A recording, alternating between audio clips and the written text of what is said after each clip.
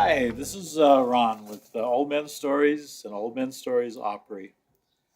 Today we're very fortunate to have two great entertainers here, Bruce and Betsy Mullen. They travel all over the United States putting on shows, and I'll tell you what, if you ever get a chance to see these folks, you'll want to catch them. They're just tremendous entertainers. Bruce has got a song that I really like. Betsy's got a song that I really like, and I can't tell you how catchy they are. I want to ask you, where are you from originally? Are you from Washington? Yes, originally from Washington. I born in Sunnyside, Washington. Went all through school in Pasco, Washington, Oh, I know Pasco. and now we're living up on the ranch up on the Canadian border above Colville, Washington. Oh, wow, I bet that's nice up there. It's nice. That's what I dreamed about when I was a kid. Because when you're in Pasco, there's nothing but blowing sand. At least when I was a kid, that's the way it was. Kind of like Arizona then. Well, kind of, but Pasco's got a lot of trees and it's all under Yeah. irrigation now, but still the pine trees where we're living at now is what I dreamed about when I was a kid. And Betsy was raised just 8 miles down the road from where we're living now, so Wow, she's used to the that's- pine trees. That's great. So did you two know each other from a young age, or did you? Well, we knew The families knew each the other. families He was did. gone by I- time they moved up to the place that was up by ours. He was back in Nashville. by When then. I turned 20, I told my dad I was moving to Nashville, and that's what I did. So I That wasn't was around it. there a whole lot. I around there more now than I ever was when I was a kid. And we're not there that much now because we do a lot of the county fair circuits and things and travel a lot. So Okay.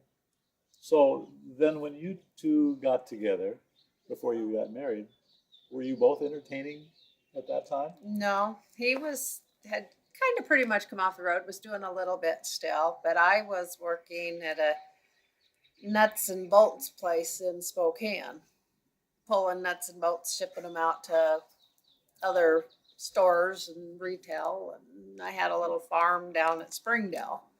And then eventually I went to working in Colville for my sister, managing at Curves. And then his sister and his niece started coming in. And between his sister and his niece and my sisters, well, they all connived against us.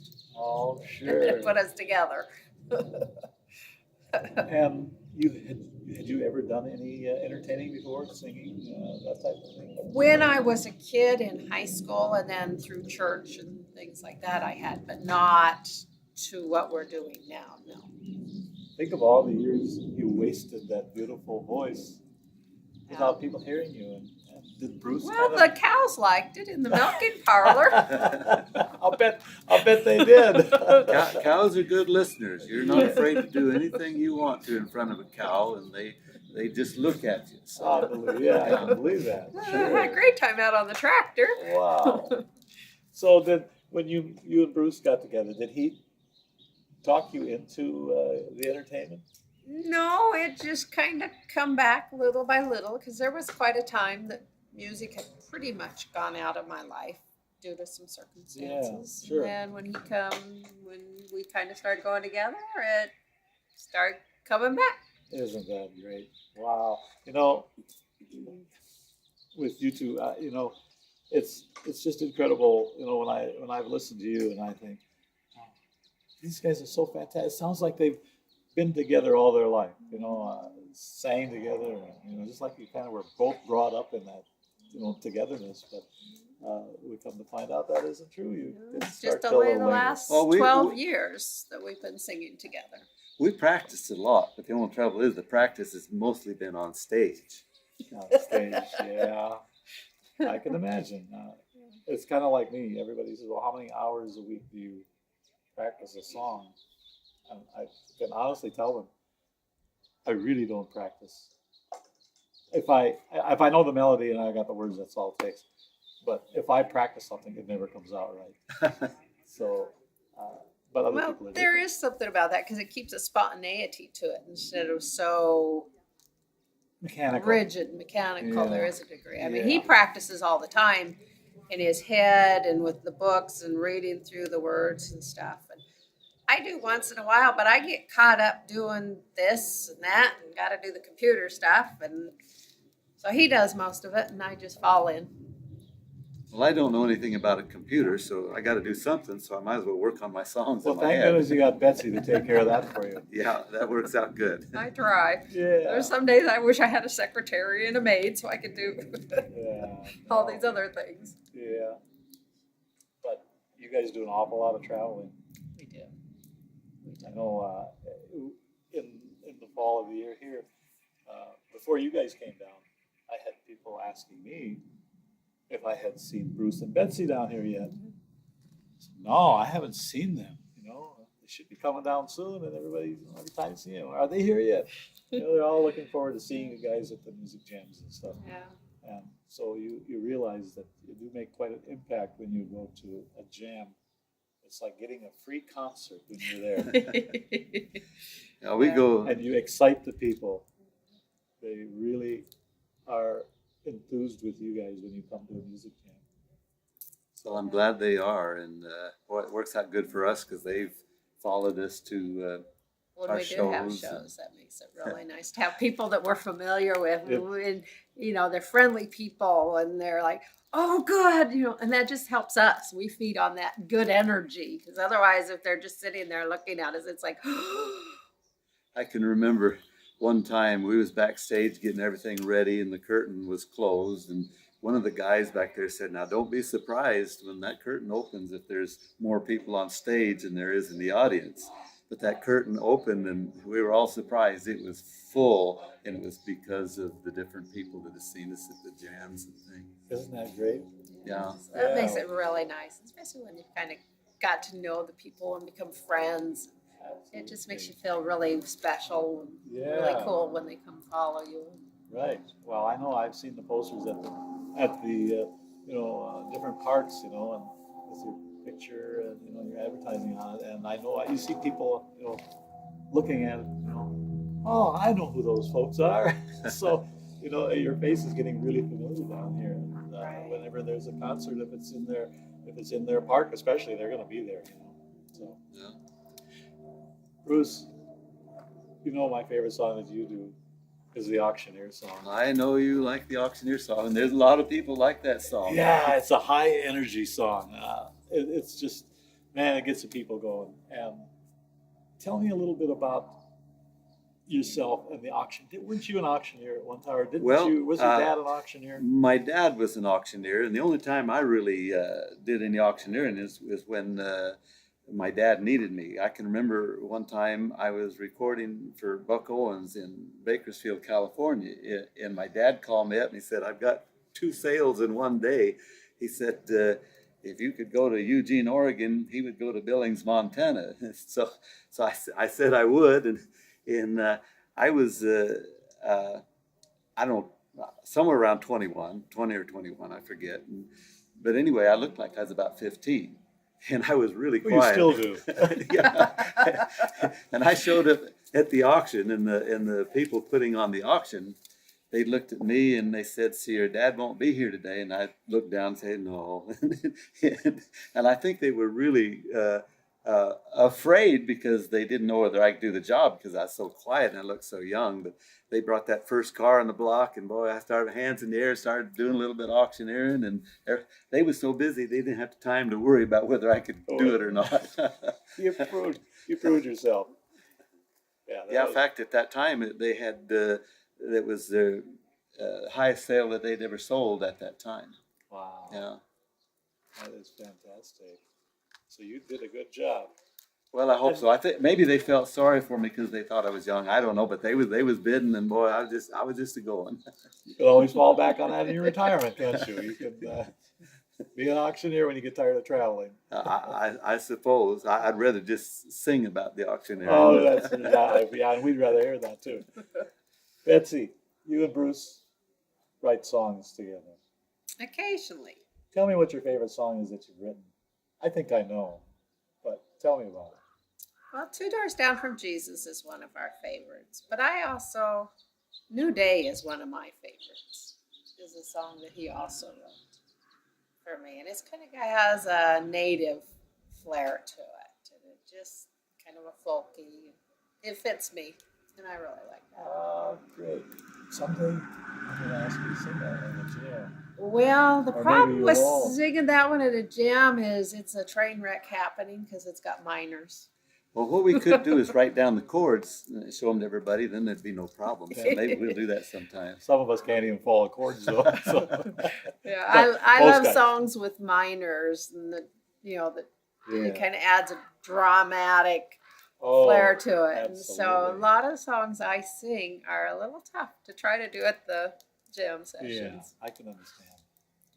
But we still would like to hear it sometime. We'll just be quiet in the background and let you guys We'll carry make on. we'll make sure you hear it one way or another. That would be great. Yeah. What inspired you to write that song? Two Doors Down from Jesus. No, the other one. The New Day. Actually, I didn't write that one. Bruce did. Oh, Bruce And wrote- his old producer, Bonnie Guitar, many years ago, she was his producer that took him to Nashville when he was a kid. Well, we have since met up with her again back in Washington State she lives in Soap Lake. And from time to time we get together, and we had been at a cowboy annual gathering with Cowboy Church up at Deb Copenhagen's, who was a world-renowned bronc rider, and he eventually became a Christian and started having these cowboy gatherings. And one year it just so happened that she was there and we was there, and Bruce and her hadn't seen each other since he was a kid.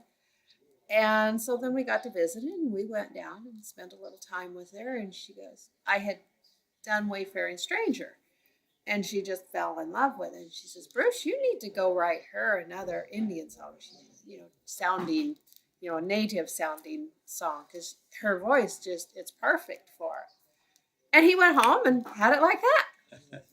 It's amazing. Bonnie Guitar, in fact, Bonnie Guitar is the one that told me to write an auctioneer song. And my dad told me to write an auctioneer song, and I worked for a longest time. I couldn't come up with anything. And I met Bonnie Guitar, and she said she'd send me to Nashville if I'd write another auctioneer song, and I had it to her the next day. Oh, that encouragement really worked. If Bonnie says do it, he can do it. Ah, And she kept her word. She sent me to Nashville, and I went in the national charts with it back in 1969. wonderful. And yeah, but sometimes it's a little bit of an inspiration or whatever it is, But anyway, I wrote both those songs just like in a day's time. But most time I work for months on a song. Months. You work years on Well, some of them. I wasn't going to say that. Yeah. Well, that's, He writes them, and then it's like, oh, I could have made that better. So then he rewrites them. and then you wait for a while, you think about it, and then he put a few rewrites more lines down. Yeah, and every time I think I got it perfect, I rewrite it. Rewrite it. Yeah. That's how they become great songs, is by working on them. And I hope so. Yeah. On that Two Doors Down from Grandma, I think he has a notebook of like this that he rewrote and rewrote and rewrote and rewrote. Because we had all kinds of ideas, because he had ideas, and then I had ideas, and then we took and combined, and then it's like you got to cut and delete and delete and cut and delete and copy and paste, and eventually It's a lengthy process. What was. inspired you to write that song? Well, there's a story to that too, because we travel across the country a lot, and one of our friends just happened to be visiting her family in Calshata, Mississippi. So Louisiana. In Louisiana. Louisiana. Oh, okay. They're right. They border each other, and I get them mixed up. But anyway, it was Louisiana. Calshata, wherever it was, Louisiana, and so we went over there to visit her and met the family and everything. And she was it was all sitting around the table, how they do in the kitchen area, and talking. And she said, I want to hear something funny. She said when she was a girl, she said her grandma said she wanted to be wanted to be right next door to Jesus when she died. And the little girl said, well, I want to be right next door to Grandma, so that make me 2 doors down from Jesus. And everybody was laughing. I thought, boy, that's a song right there. So I wrote the song, and I just did it kind of for something to do, and I kind of to, it might make them feel good or whatever. And then I kind of got into it and kind of liked it, but I didn't really think that that would be one of the best songs that I did. But the proof is in the pudding. We get more requests for Doors Down for Jesus than anything other I've ever did in my life. It's going to be a big hit someday. Well, I hope so. Soon, I hope. I know everybody that I know that has heard that song. It just instantly clicks with it. And there's not a lot of songs like that you can hear the first half of the song and you think, man, this is a great song. Well, there's not a lot of those out there. There's not. I mean, like the auctioneer song, people they associate with that right away because of the auctioneer chant. But the rest of my songs, it's like I got one climbing the charts now, but I thought I was going to lose it totally because it's a type that you have to hear several times before you start to like it. But Two Doors Down from Jesus, they like it the first time they hear it, and they start requesting it from the get-go. We had a phone call Sunday. A woman said that she was driving home from church and heard that song on the radio. So she found out who it was. She looked up on the internet and called us and ordered the song. And I asked her where she's from. And she was from, it was in West Virginia. Do you remember the town?